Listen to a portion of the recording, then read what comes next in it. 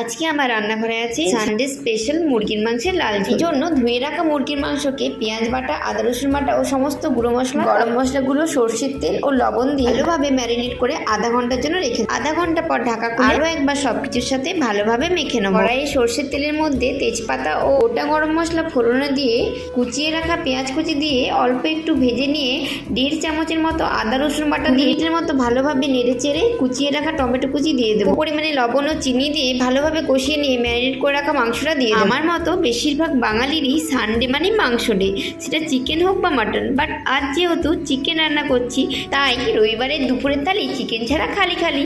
মশলা ধোয়া জলটা কুসুম কুসুম গরম করে নিয়ে আমি মাংসের সাথে মিশিয়ে কিছু ভালোভাবে ফুটে এলে ধনেপাতা কুচি ও গরম মশলাগুলো উপর থেকে ছড়িয়ে দিয়ে 5 মিনিট পর আমি গরম ভাতের সাথে পরিবেশন করে নিয়েছি। আমার মতো আর কে কে আছো যাদের ভাতের সাথে চিকেন থাকলে অন্য কিছুর আর প্রয়োজনই পড়ে না?